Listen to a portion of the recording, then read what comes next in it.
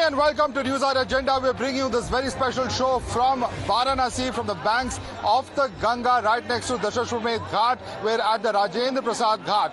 And while the Prime Minister is busy campaigning across the country, the BJP has drawn up plans for its top brass to be campaigning in the city. It's a virtual blitzkrieg of BJP's top leaders. We've seen how Party President JP Nadda has campaigned here today. We've even seen other top leaders, including Piyush Goyal, as well as Giriraj Singh, Sadhu Niranjan Jyoti, even Chief Minister Yogi Adityanath campaigning and talking about how the city of Varanasi has transformed over the last few years.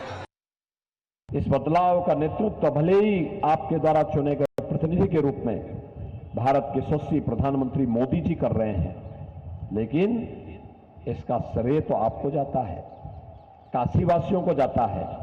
जिन काशीवासियों ने मोदी जी को अपना प्रतिनिधि चुन करके देश की संसद में भेजा, वे देश के प्रधानमंत्री बने।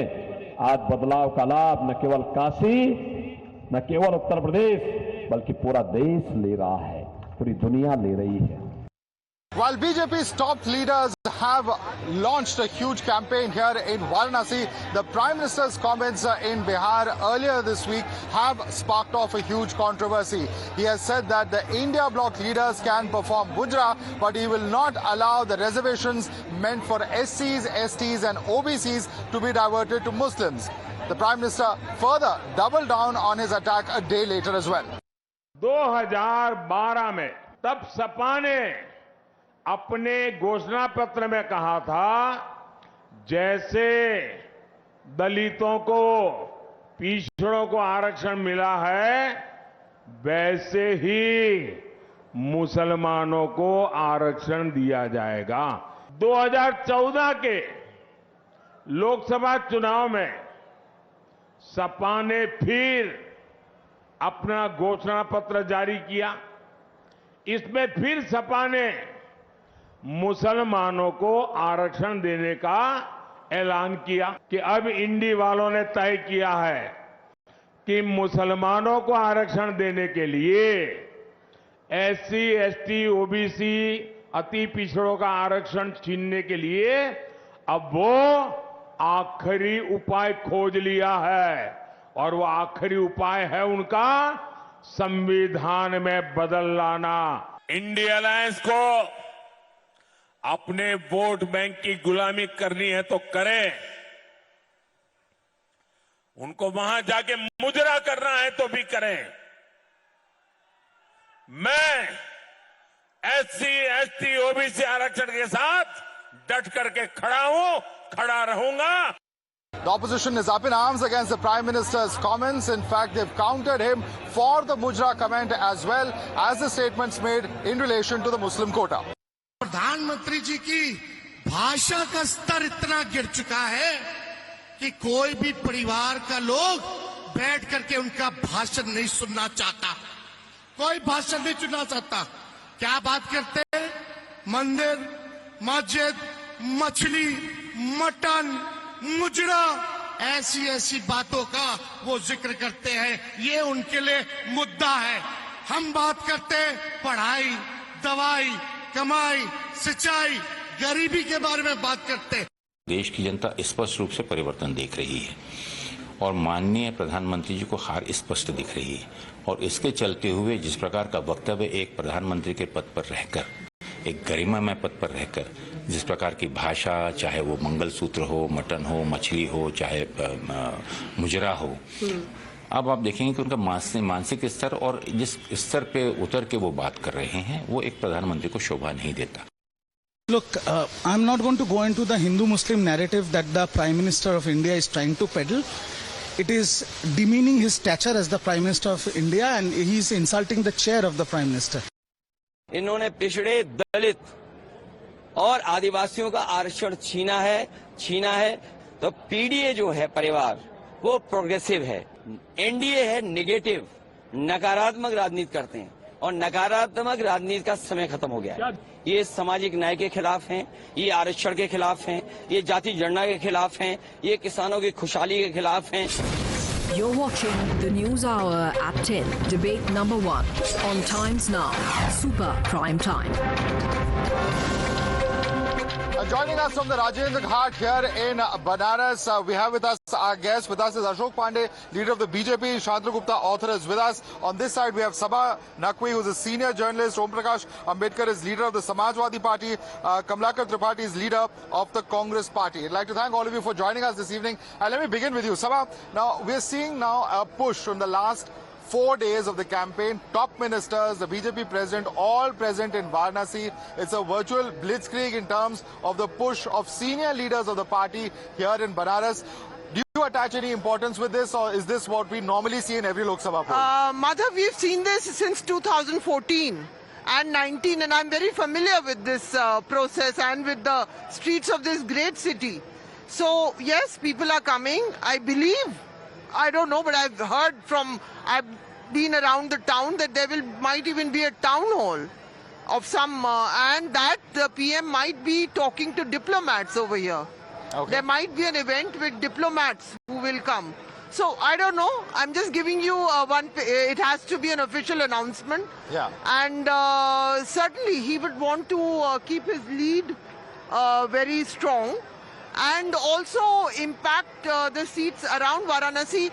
Though I do believe that Varanasi by itself, it's a city which is now firmly associated with Prime Minister Narendra Modi. Yeah. So yes, one is not surprised that the action is coming here. Tomorrow there's a rally also, I believe, Akhilesh and Rahul, somewhere within the constituency. Okay. So, Let me quickly bring Chandru on that. Chandru, Yeah, hi. hi. Do we attach a lot of importance to this? Because at the end of the day, we have seen, for instance, when the Prime Minister filed his nomination as well, Yep. there was a huge show of strength. There were leaders There were from across the country. NDA leaders, of the in fact. NDA leaders. There was the Maharashtra Chief Minister, Yep. Chandrababu Naidu, several others. I don't want to name them because it's a long list. But is it a similar sort of push that we're going to see over here in the next few days? See, Madhav, Har Har Mahadev to all your audience, and we are standing next to Dashashmedh Ghat. And Prime Minister Narendra Modi is the Chaheta of Banaras, so they will make sure, BJP and the party and the whole machinery will make sure the difference will be large. I think last time he won, to my understanding, with 3.5 lakh votes. What I'm hearing from BJP, they are targeting 5 lakh votes. I went to the BJP multiple offices. They have a Kshetriya Karalaya, Jila Karalaya, multiple Karalaya. Callers are calling whatever data they have, then making sure the maximum voting happens, because we are seeing 1 or 2% dropout in the voting. So here the maximum effort is, and because most of the elections are anyway over, we are in the last phase, we are only some 10-12 seats off Uttar Pradesh. I was in Gorakhpur 2 days back, similar euphoria there. A lot of leaders are also in Gorakhpur, though Yogi Adityanath not himself fighting, but it's considered a Yogi Adityanath seat. Ravi Kishan is fighting there. So I think there's a huge euphoria, and they want to make sure that PM wins with a huge margin. He's anyway winning, everyone knows. Even the opposition, I think, can't lie. PM is winning, but how much margin is that? They want to increase the margin to 5 lakhs and above. Okay, let me get a word from Om Prakash Ambedkar, leader of Samajwadi Party. Om Prakash ji, जीत तय है, प्रधानमंत्री ये इनका मानना है और कह रहे हैं कि बस ये कोशिश है कि बड़ी मार्जिन से जीत हो, 5 लाख से ज्यादा की मार्जिन से जीत हो। क्या आप सहमत हैं इनसे? नहीं, सहमत नहीं हूं सर, क्योंकि इतना ज्यादा देश में महंगाई, बेरोजगारी और बहुत सी स्थितियां बहुत खराब हैं, तो हम समझते हैं कि वो मार्जिन की बात ही नहीं हो सकती। अब यह है कि प्रधानमंत्री जी लड़ रहे हैं, हमारे बनारस से देश के प्रधानमंत्री हैं, एक सम्मान है उनके प्रति, लेकिन जो मुद्दे हैं विपक्ष के पास, वो मुद्दे जो है सरकार के पास नहीं है। और हम बेरोजगारी, महंगाई और तमाम तरह तरह के जो भारतीय जनता पार्टी के भ्रष्टाचार हैं, इलेक्टोरल बॉन्ड से लेकर अन्य सब चीज़ें हैं, देश के अंदर जो अन्य समस्याएं हैं, जो कॉमन समस्याएं हैं, उसको लेकर के ऐसा लगता नहीं है कि मार्जिन जो है वो कम हो जाएगी और स्थितियां कुछ भी आश्चर्यजनक हो सकती हैं। जी, अशोक पांडे जी क्या जवाब देंगे कि बेरोजगारी, इस तरह की जो इश्यूज हैं, ये आम आदमी के इश्यूज हैं? देखिए, आपको बता दें कि इस तरह की बड़ी आपको बताएं कि महंगाई, जब इस देश में नेहरू जी प्रधानमंत्री हुए तब से महंगाई हटाएंगे, गरीबी हटाएंगे का नारा आया। इंदिरा जी आई, उन्होंने कहा गरीबी हटाएंगे, गरीबी हटी नहीं बल्कि गरीबी हट गए। गरीबी हटाओ बस नारा है, कहीं गरीबी नहीं है। बनारस में जब से विश्वनाथ कॉरिडोर बना है, और प्रत्याशित यहाँ पर्यटक आ रहे हैं, दर्शनार्थी आ रहे हैं, नाव वाला, ठेला वाला, खोमचा वाला, होटल वाला और छोटे छोटे व्यवसायी। आज बनारस की आर्थिक व्यवस्था समृद्ध हुई है। ये जो भीड़ देख रहे हैं, पूरे दुनिया से लोग बाबा विश्वनाथ का कॉरिडोर देखने के लिए आ रहे हैं। हम खुशनसीब हैं कि देवताओं के देवता भोलेनाथ यहाँ रहते हैं और नेताओं के नेता नरेंद्र भाई दामोदर दास मोदी यहाँ से एमपी हैं। ये हम बड़े खुशनसीब लोग हैं। 10 लाख से हम जीतने जा रहे हैं, इसमें कोई दो राय नहीं है। ओके, कमलाकर जी क्या जवाब देंगे? बिकॉज इनके अगर माने जो विकास के कार्य हुए हैं उस वजह से यहाँ टूरिस्ट बढ़े हैं, लोग बढ़े हैं और यहाँ के लोकल इकोनॉमी को इसका फायदा हुआ, ये इनका कहना है। क्या जवाब देंगे अपन को? पुराना एक शेर है, मैं इन बेपनाह अंधेरों को सुबह कैसे कहूं, मैं इन नजारों का अंधा तमाशबीन नहीं। देखिए Madhav ji, what do you expect from the constituency of PM? There must be some employment generating institutions. यहाँ पर डीरेका, जिसको अब नाम बदल के बरेका कर दिया गया, लोकोमोटिव वर्क्स, वो कांग्रेस के समय का लाया हुआ। पुराना एयरपोर्ट, नया एयरपोर्ट, दोनों कांग्रेस का समय का लाया हुआ। अंतर्राष्ट्रीय स्तर का फल सब्जी संस्थान कांग्रेस के समय का लाया हुआ। पंडित कमलापति त्रिपाठी जी ने यहाँ से बनारस को सारे देश से जोड़ा, हर देश से जुड़ने वाले ट्रेनें चलाई और उनके नाम भी नदियों से कनेक्ट करते हुए, जैसे गंगा कावेरी, गंगा सतलज, इस तरह से नाम भी रखे गए थे। अब दूसरी चीज पे जब आते हैं, एक बहुत बड़ी समस्या जो है वो बेरोजगारी की है, महिला सुरक्षा की है। प्रधानमंत्री की कंस्टिट्यूएंसी में बीएचयू आईआईटी की बच्ची के साथ रेप होता है और अब इनके बीजेपी आईटी सेल के बच्चे रेप करते हैं, जिनको 1 महीने तक प्रश्रय दिया जाता है, उनको भगाया जाता है, दूसरी जगह जाके प्रचार करते हैं और बाद में जो है वो, जबकि उनके नाम आइडेंटिफाई कर लिए गए थे 3 दिन के अंदर। तो ये महिला सुरक्षा पे जो इनका ड्यूअल कैरेक्टर है, जो ब्रजभूषण शरण सिंह को ये टिकट नहीं देते हैं तो उनके लड़के को देते हैं, जो कुलदीप सेंगर को प्रोटेक्ट करते हैं, इन सारी चीजों को लेकर के जिस तरह से mister Modi has lost his cool, the way he is behaving and stooping to the level of using language like mujra. I will come to the Mujra debate. That's a separate debate. लेकिन आपने 2 आरोप लगाए. I will come to that subject of Mujra, etc. The political fight that's going on. लेकिन direct आरोप है महिला सुरक्षा पे, क्या जवाब देंगे? देखिए, सबसे बड़ी बात है कि वो लड़के जेल चले गए। इनके यहाँ रात को 12 बजे विधवा अपनी छोटी बहू को 6 महीने के बच्चे के साथ श्रीमती इंदिरा गांधी ने निकाल दिया था। महिला सुरक्षा थी। अभी दिल्ली में एक महिला राज्यसभा की सांसद को वहाँ इनके इंडी गठबंधन के मुख्यमंत्री ने अपने नौकर से पिटवाया, तो बेटी कहाँ गई जो कह रही थी कि बेटी हूँ लड़ूंगी, चुप हो गई। वो कहाँ गए जिनके पिताजी कहते थे नौजवानों से गलतियां हो जाया करती है, वो भी चुप हैं। एक महिला राज्यसभा की सांसद को मुख्यमंत्री आवास में पीटा जाता है, चुप हैं लोग। इससे बड़ा दर्दनाक क्या हो सकता है?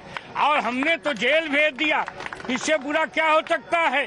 जो अपने साथ गायत्री प्रजापति को लेके घूमता हो, अपने बेटे अखिलेश को निकालता हो, लेकिन गायत्री प्रजापति को रखता हो, इससे बड़ा दुर्भाग्य क्या हो? ओम प्रकाश जी रवन्ना पे भी कुछ बोल दीजिएगा। 2906 वीडियो जारी उनसे हम लोगों से मतलब नहीं है। एकदम जो गिरफ्तार होगा अगर गलती किया है, एक लिए वोट मांग रहे थे प्रज्वल रेवन्ना के लिए, अब हाँ सुनिए लड़के के लिए सुनिए, हम बोलते हैं भंवरी देवी के साथ जो मदेरणा ने बलात्कार किया था, भंवरी देवी मदेरणा के बेटी को टिकट दे दिया। मणिपुर इन लोगों ने टिकट दे दिया उनकी बेटी को। भंवरी देवी के आपकी पार्टी में भी सीधा सवाल है, टिकट देने वाले आपकी पार्टी में भी सीधा सवाल है कि आपकी पार्टी की भी जो ट्रैक रिकॉर्ड है, जो मुलायम सिंह यादव जी ने कहा है कि लड़के गलती हो जाती है, तो आपकी पार्टी भी इस विषय से को लेकर बहुत गंभीर नहीं है। जवाब दीजिए। मुलायम सिंह जी का कहने का मतलब जो है सपोर्ट का नहीं था। माननीय मुलायम सिंह जी ने जो बातें कही वो एक संदेश के रूप में, एक शिक्षा के रूप में उन्होंने दिया, लेकिन जो प्रज्वल रमन्ना वाला जो घटना है भारतीय जनता पार्टी के शासन में जितना बलात्कार हुआ 70 साल में कभी नहीं हुआ। ये कैसे, किस आधार पे कह रहे हैं? किस आधार पे कह रहे हैं? इस आधार पर कह रहा हूँ, और जितने बलात्कारी हैं, जितने गलत लोग हैं, सबको संरक्षण जो है पार्टी ने दिया। Let me bring in Sava. Is there any factual basis in this? Because you see shocking incidents in every regime. मैं सीधा कह दूंगी, I can talk in English और हिंदी, जो भी आप कहें। Whatever you're comfortable in. No, I'm comfortable in both. मैं क्या बोलूं? लेकिन सब पार्टियों में देखिए, प्रज्वल रेवन्ना जेडीएस जो सोशलिस्ट पार्टी के धारा से, वो देवेगौड़ा जो पूर्व प्रधानमंत्री थे, उनके he is the grandson of Deve Gowda. There is an alliance with the BJP, but the point I'm making is, I'm not saying BJP is excused, because the BJP has shockingly given the proxy of Brij Bhushan Sharan Singh, even as his prosecution has happened. What I want to say is that all parties have a terrible attitude towards women, and then they fight. It is disgraceful how they keep on accusing each other. It is all political parties. So even that, let us be fair. Prajwal Revanna is a son of Devegowda, not a BJP leader. That is a shocking, but it is true that the PM did campaign for him before he knew. And now the diplomatic passport should be cancelled. It should be brought back to India, and he should be. Because that has led to a district-wise trauma. And we have the famous case of the Brij Bhushan Sharan Singh. Yes. That's it. Yes. So, Chandra, how do you take that question? Because, there are those who say that the BJP also perhaps could have acted more hastily. Why is this diplomatic passport not being cancelled? Sure, it's been show-caused. Lookout notices have been put out. The BJP will blame the Congress will blame the BJP. But at the end of the day, action on Prajwal Revanna has not been taken. Madhav, we are sitting in Uttar Pradesh. We are doing this debate from Banaras, Uttar Pradesh. And I'm sure Congress will point out a lot of problems in BJP will point out a lot of problems in Congress. But in Uttar Pradesh, the thematic idea of Uttar Pradesh was लड़के हैं गलती हो जाती है. And today the thematic idea of Uttar Pradesh की mafia को मिट्टी में मिला दिया. That's the change that Uttar Pradesh is seeing. पहले माफिया को पाला जाता था. जो माफिया आज जेल में है, पहले वो विधानसभा लोकसभा में होते थे, इन्हीं की पार्टी में जाते थे. इनको मुख्तार अब्बास नकवी को कांग्रेस की वोट बचा के पंजाब ले गए थे. People know all of that. अब कितनी भी डिबेट चल जाए, know all of that today. मैं मुख्तार अंसारी उत्तर प्रदेश में घूम रहा हूँ, 15 दिन से उत्तर प्रदेश में घूम रहा हूँ. ड्राइवर एक आदमी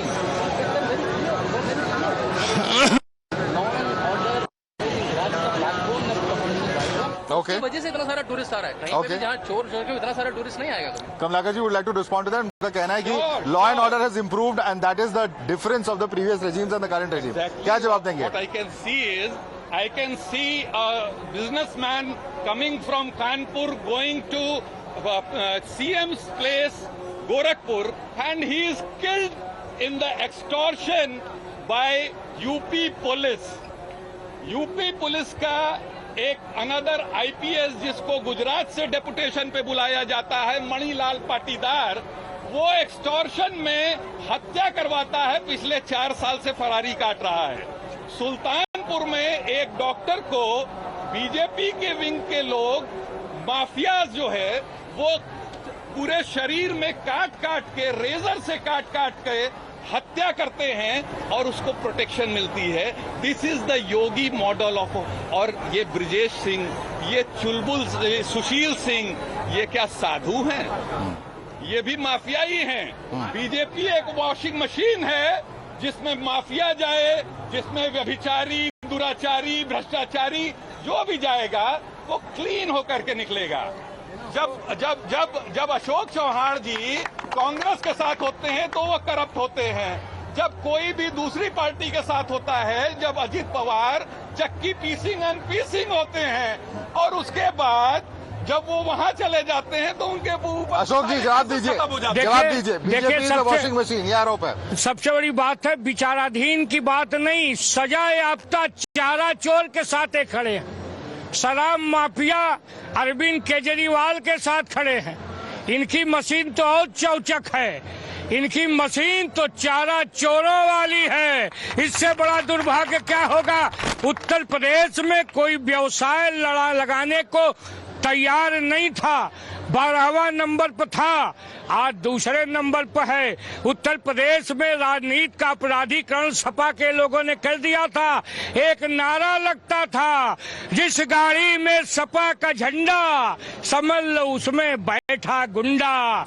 आज गुंडा खत्म हो रहा है, अब कोई गुंडा जीते जी मोछ नहीं ऐंठ पा रहा है।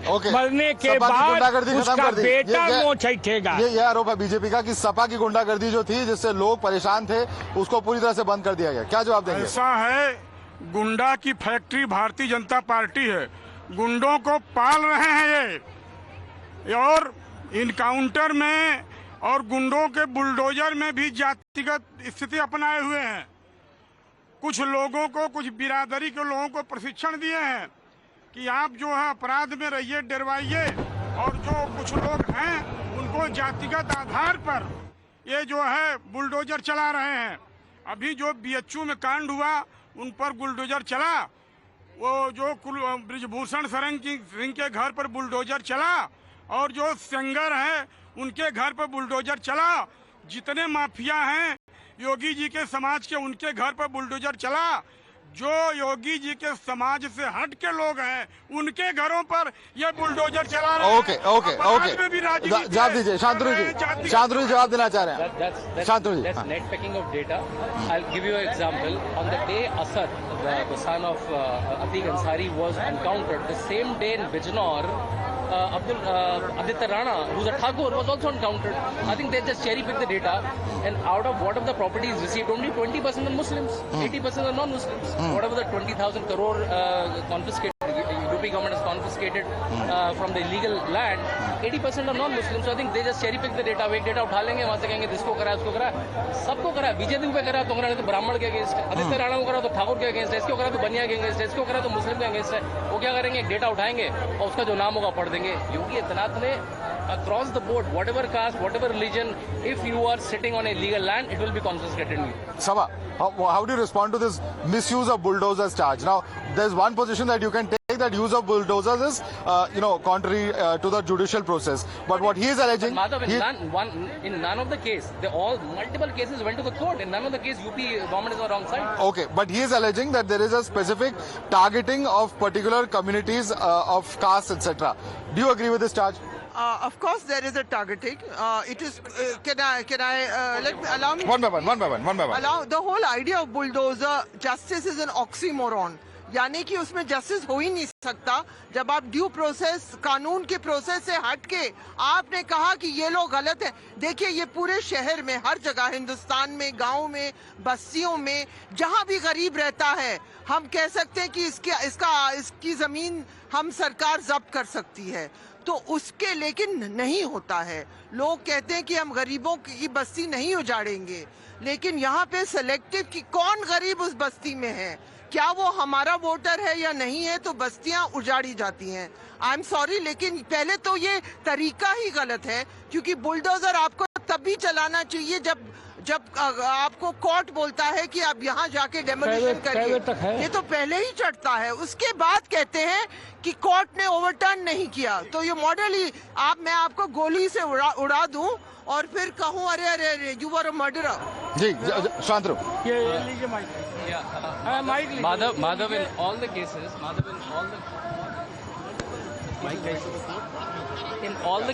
only illegal properties, only illegal properties is confiscated. Only illegal properties is confiscated. In none of the case from Mukhtar Ansari to Atiq Ahmed, and they will only talk about Mukhtar Ansari and Atiq Ahmed. They will not talk about Supertech. Supertech की building आपने नोएडा में देखी है, 20 floor की building गिरा दी गई। वो तो पंजाबी की थी। That case she will not tell because वो उनके आर्गुमेंट को सूट नहीं करता। They will say Mukhtar, they were all sitting on illegal lands. कोई किसान की जमीन पे बैठा था, कोई नजूल की जमीन पे बैठा था, कोई SC/ST की जमीन पे बैठा था। सभा को क्यों है लैंड ग्रैबिंग में इतना शौक? Why she is supporting land grabbers? सबसे पहले आप प्रोफाइलिंग, बहुत पोलाइटली मैं कहूंगी, मैंने मुख्तार का ना तो नाम किया ना तो मैं गरीबों की बात कर रही हूँ, दिल्ली से लेकर उत्तर प्रदेश। मुख्तार गरीब था। वन बात नहीं हो रही। तो किसका घर तोड़ा? किस गरीब का घर तोड़ा? Who are you referring to? I am referring to the bastis around Jarod without due process of law.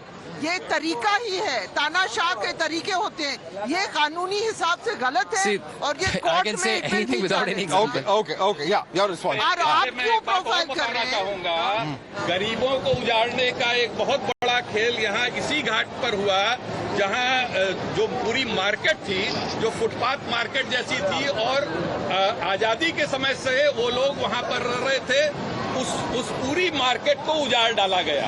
तो ये जो विकास का मॉडल है, एक पुराना there is an old saying Madhav ji, you can आप कह रहे काशी कॉरिडोर की बात कर रहे हैं? No, not corridor.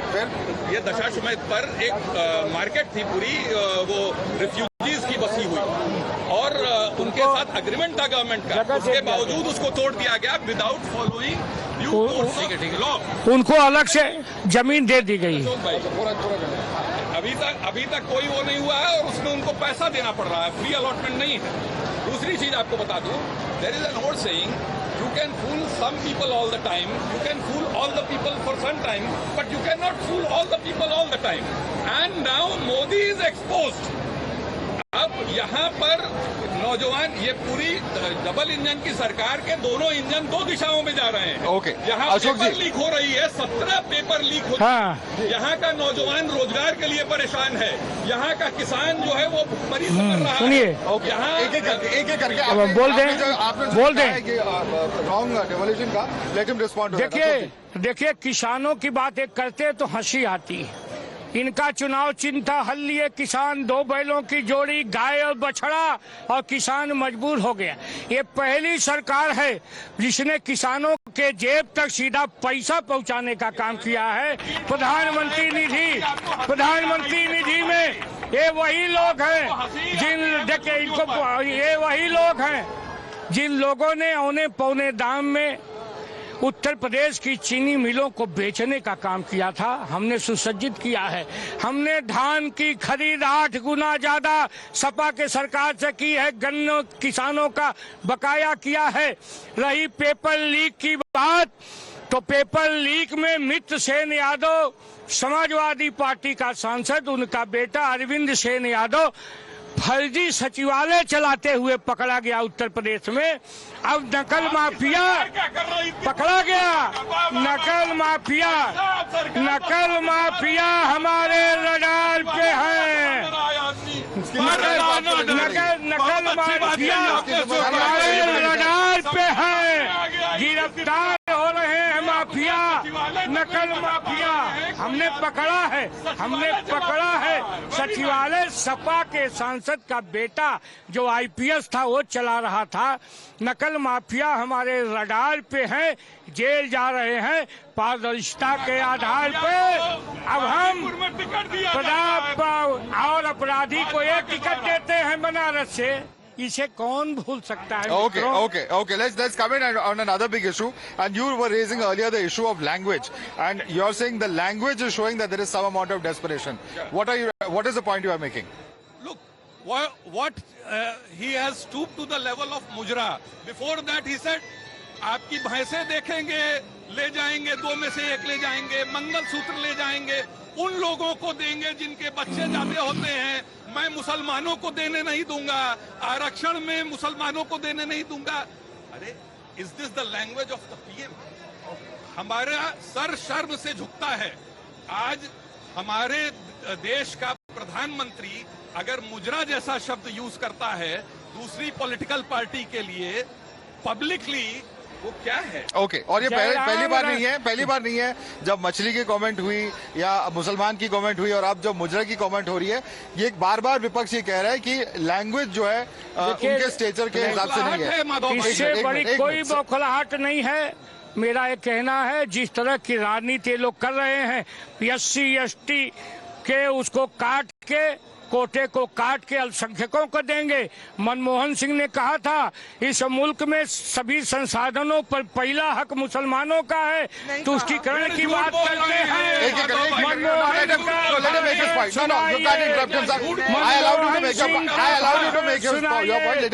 Manmohan Singh ने कहा सारे संसाधनों पर पहला हक मुसलमानों का है।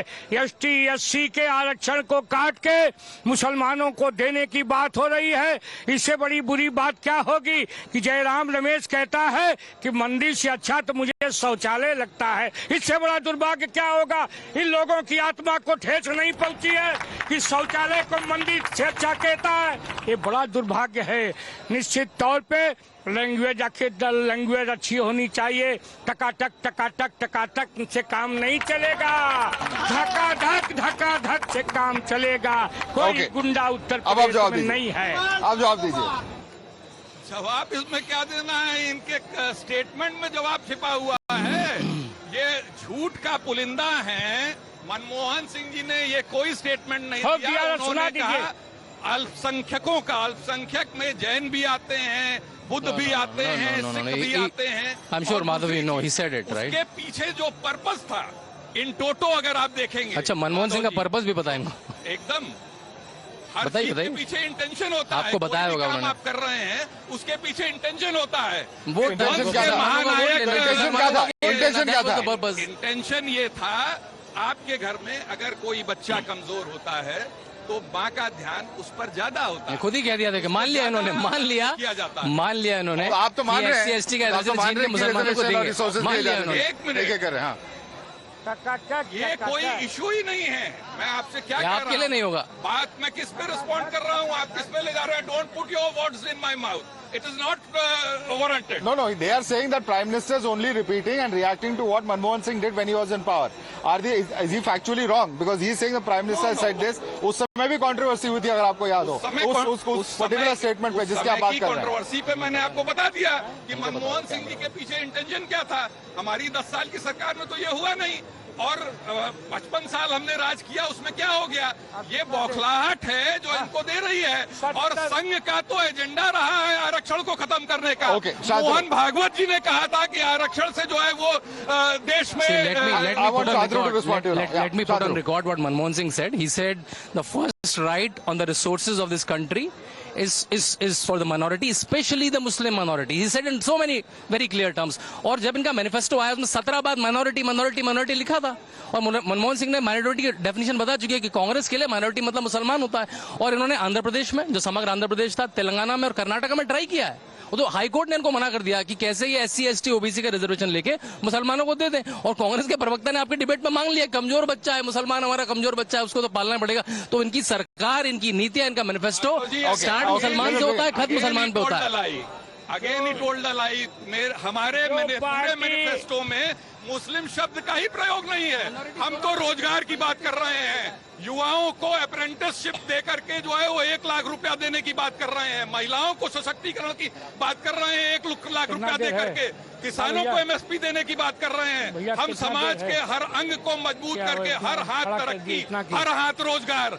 हम समाज को बांट के चलने का काम नहीं करते। ये माननीय मोदी जी हैं जिनको प्रधानमंत्री रहते सारे समाज को लेकर के चलना चाहिए था। उन्होंने इस तरह के डिविसिव्स बयान दिए हैं। और लैंग्वेज का तो कहां तक गई वो छोड़ दीजिए। वो भाजपा कितनी गिरी और लैंग्वेज कितनी गिरी ये देखने जाएंगे तो पता नहीं कहां गर्त में चले जाएंगे। माधव भाई, अशोक जी जवाब दीजिए। देखिए, सबसे बड़ी बात है, जो पार्टी 70 वर्षों में इस मुल्क में इज्जत घर नहीं दे पाई गरीबों को, उसे शर्म आनी चाहिए कि इज्जत का मतलब खाली 10 जनपद था। माताएं बहनें खुले में शौच जाती थी, इज्जत की चिंता नहीं थी। इज्जत घर देने का काम हमारी सरकार ने किया है। और सबसे बड़ी बात है, ये इन्हीं लोगों ने इस मुल्क में जो आज हालात हैं, इन्हीं की देन है। हमें तो जनता ने वोट दिया, पलक झपकते 370 खत्म कर दिया। हमें जनता ने वोट दिया, पलक झपकते टेंट में से उठा के रामचंद्र जी मर्यादा पुरुषोत्तम मंदिर में चले गए। इससे बड़ी बात क्या है? ये शौचालय नहीं दे पाए, इससे शर्मनाक क्या होगा? Sabha, how much of an effect will the entire Ram Mandir issue have on Banaras? Because I've been speaking to people here. One of the things that they say is that the inauguration of the Ram Temple is bound to have an impact because of the sort of cultural ethos that these cities share. Your response? I don't know because so far the view, I've just arrived here today. I have talked to other kind of people. I think what I would like to say is that it's a bit sad that debates, prime ministerial versions, the BJP spokespersons, all in this great country with so many achievements. You're in a great side. All you can do is talk about a minority. Reflect inside. It shows a lack of inner confidence. All you can do is talk about minorities. It is like Donald Trump not talking about American greatness but saying immigrants from Mexico. This is the sad psychological condition in this election. I don't know what the result will be, but I will observe that. And some of these things are patently lies. So are you saying this is fear-mongering? You're saying this is nothing but fear-mongering. Is that what you're saying? No, but actually it's not. This is not a Hindu versus Muslim election on the ground where I've seen. Till I went, it was not like 2014 was a Hindu versus Muslim. 2019 में भी एक undercurrent इस बार ऊपर के लोग कह रहे हैं तो शायद वो काडर को निकालने के लिए है कि भाई वो मुस्लिम भूत है, वो आ जाएगा, आरक्षण ले जाएगा, अरे मुस्लिम इधर, मुस्लिम उधर, यही तो हो रहा है, मंगलसूत्र ले जाएगा, भैंस उसको मिल जाएगी, ये इस तरह की बात हो रही है। ओके, फियर मॉन्गरिंग की जा रही है, क्या कहेंगे? देखिए, हमने तो पसमांडा मुसलमानों का सम्मेलन करके मुस्लिम भाइयों का दुख सुख सुना, बांटा, जिसके चलते रामपुर की सीट भी हम जीत गए। यहाँ आजम खां जैसे नेता होते थे, अपनी बिरादरी के लोगों की ही जमीनों को कब्जा कर लेते थे, शत्रु संपत्ति को हड़प लेने का काम करते थे, उनकी भैंस पुलिस खोजती थी। आज हम आजम खां कोई पुलिस खोज रही है, इससे बड़ी बात क्या होगी? अपने लोगों की जमीन को कब्जा करके विश्वविद्यालय बनाने वाला जेल में है, इससे बड़ी बात क्या होगी? Okay, you want to respond to that, Shantanu? Because you say it's nothing but an attempt at, raising a Hindu versus Muslim bogey. How Ram Mandir can be Hindu Muslim bogey, and I've heard Sabha calling Ram Mandir a faltu issue anyways. So for a lot of people, Ram Mandir can be a faltu issue, but not for 500 years, crores and crores of Hindu were waiting for Ram Mandir. Before 2019 or 22, when you used to go to Ayodhya, Ramlala tent में बैठे रहते थे। कलंक था, राष्ट्रीय कलंक था हमारे ऊपर कि राम के शहर में, राम के देश ने हम लोग राम मंदिर, राम टेंट में रह रहे थे। Narendra Modi has to come to build that temple. So I think that's not a Hindu-Muslim issue. Ram is a hero for the country. Yeah. He's a hero for a Hindu. He's a hero for the Muslim. Yeah, you want to respond to that? You were saying something. No, I don't know. He said faltu. I can tweet the bite where he said Ram Mandir is a faltu issue. We should talk about his rights. I can tweet your bite. I can tweet your bite. It was in the context of the Congress. Whichever context I'll let, you said Ram Mandir faltu issue. If you want to make it divisive, you can. But I am talking from an analytical perspective. I am saying something different. There has been too much of Muslims in the rhetoric. Whereas it's good to talk about economic issues.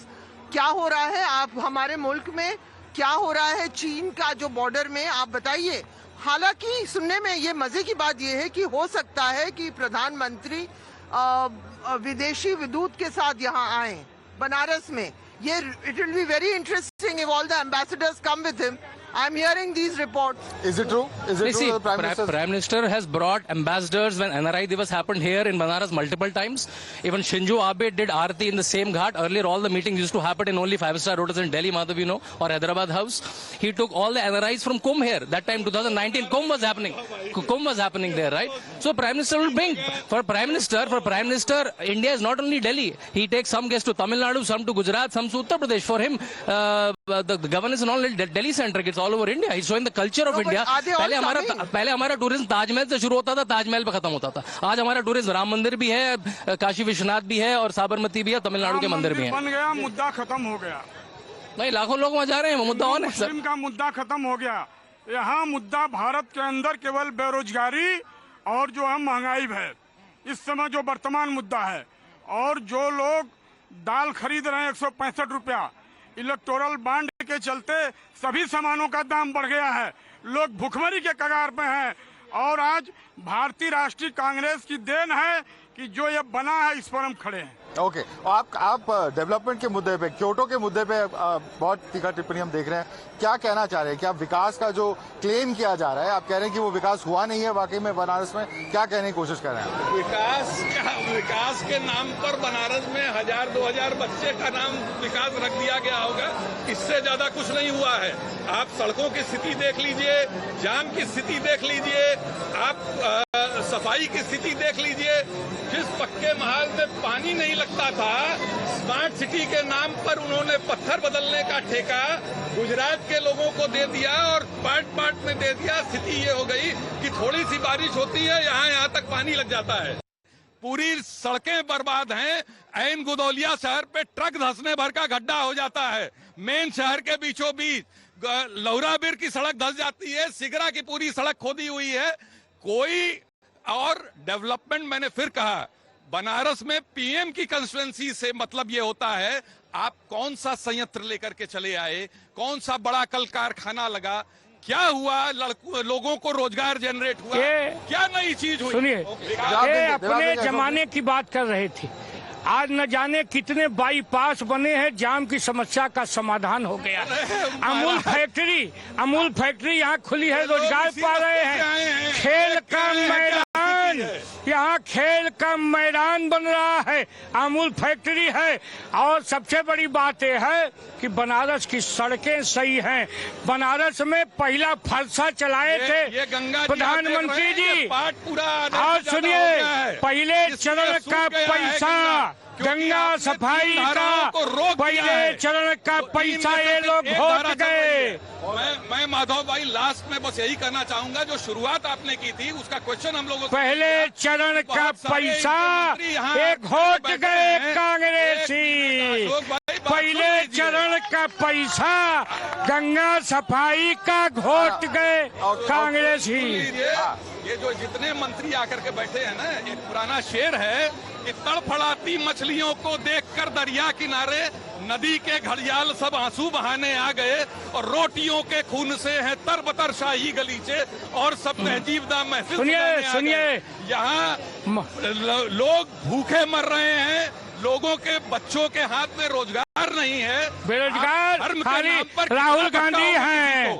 ये चुनाव कड़ुआ बेरोजगार होने जा रहा है, गांधी है। ये चुनाव कोई बेरोजगार नहीं है। ये चुनाव रोजी पर होने जा रहा है। सुरक्षा पर होने जा रहा है। Kamlakar Tripathi, Om Prakash Ambedkar, Sabha Naqvi, Chandra Gupta, Ashok Pandey, I'd like to thank all of you for joining us here from the banks of the Ganga right here in Varanasi. We're going to be bringing you tomorrow's show as well, a similar day from Varanasi. Thanks so much for joining us.